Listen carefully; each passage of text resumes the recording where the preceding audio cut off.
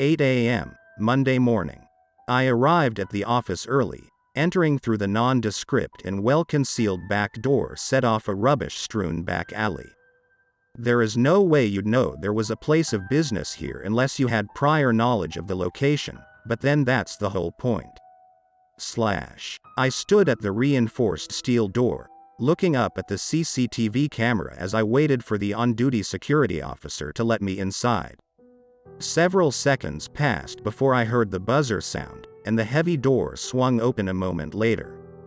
Each morning, I walk into a different world, leaving back the filthy alleyway and entering the modern, high-tech and spotless office complex contained within.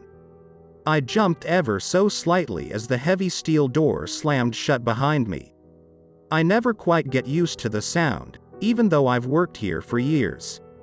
I proceeded through the sterile white corridor, nodding to the tough security guard on duty. The guard's name is Greg, and he's one of the regulars.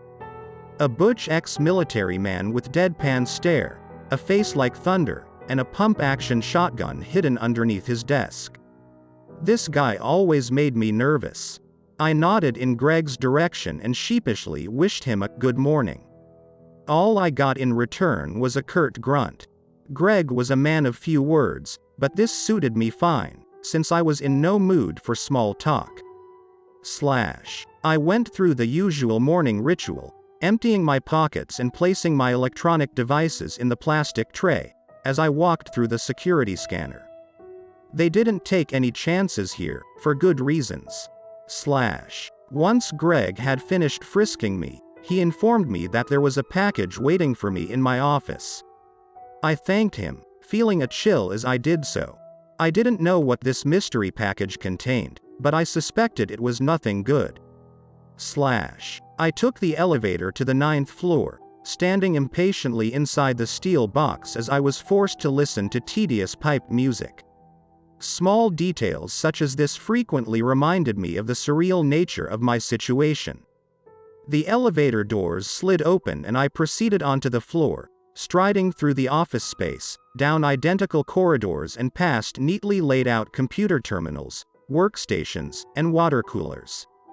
I greeted my coworkers, exchanging meaningless pleasantries and small talk without engaging in any meaningful conversation. I've worked for the company for almost 5 years, but I haven't made a single friend amongst my coworkers. We all keep each other at a distance and never reveal any details of our personal lives. I learned long ago that it was necessary to completely separate my personal and professional lives, and I imagine the other staff have done the same. My first stop was the communal kitchen, as I knew I would need a strong cup of black coffee for what was coming next. I carefully prepared my hot beverage before drinking it, savoring the warmth as it went down. Then, I took a deep breath and reluctantly proceeded to my corner office, still holding my mug in hand. The package was sitting there waiting for me on my desk, a cooler box. If I hadn't known better, I might have assumed that it contained somebody's lunch. Unfortunately, I did know better. I carefully set my coffee mug down before firmly closing my office door and drawing the blinds. No one else needed to see this. I reached for the cooler with a shaking hand, carefully breaking the seal and lifting the lid. Taking another deep breath, I looked down at the contents, recoiling in horror at what I saw. A severed human head, sliced at the neck and packed in ice.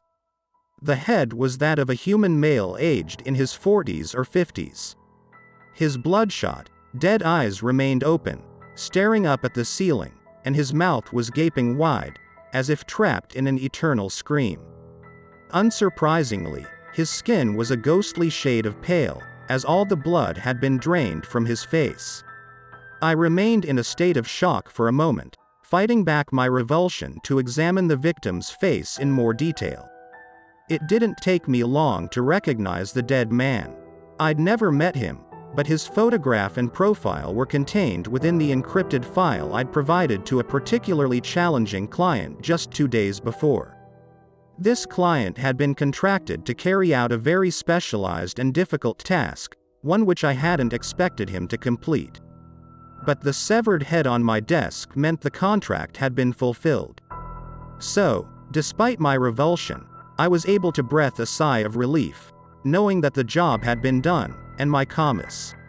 I'm sure this is all rather confusing, so let me do my best to explain. I am a recruitment consultant working in a very specialized sector. What this means in practice is that I recruit unique and talented individuals for jobs that are rarely legal and often involve acts of extreme violence, up to and including murder. Also, some of my recruits aren't human, at least not in the strictest sense of the word.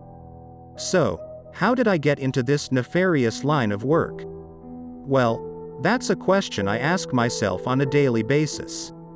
I won't go into details, but it's a familiar story. I originally worked in the legitimate recruitment world and was fairly successful, but then came the economic downturn. My company went bust and I got laid off. I struggled to find a new job and soon fell behind with my bills and rent.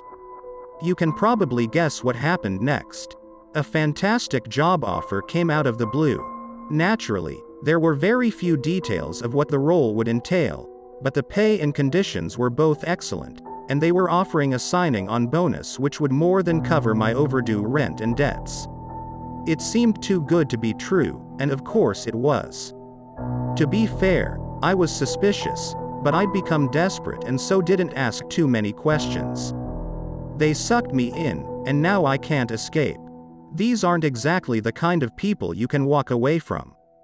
I don't know who exactly I work for. A shell company under a mysterious and nefarious corporate entity, so powerful that it's apparently above the law. I've never met my boss in person. I know him only as Mr. Black, and he's never visited the offices during my time here. Every Monday morning, I receive an encrypted email from him with my weekly assignments and interview schedule, and on Friday afternoon he sends me an evaluation of my week's work, specifically reporting on the performance of my recruits in their assigned tasks.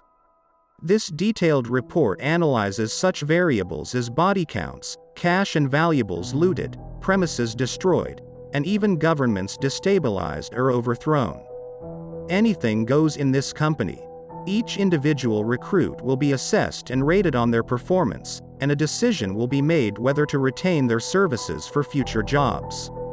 I smiled when I finished reading the note. My employers would be very happy with this outcome, and I was glad to have put this matter to bed. True, Tony was a loose cannon, but now I knew what I was dealing with, and I'd be able to handle him better in future. And so, that's my story.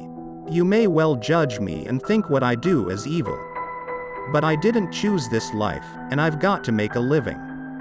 It's a dangerous job, but the rewards are good, and who's to say what I do is any worse than those who sell cigarettes or guns, or companies that run sweatshops overseas. The likes of Keith, Tabitha and Tony provide a service, and I facilitate this for my clients. This is what I do, and I'll keep doing it for as long as I last.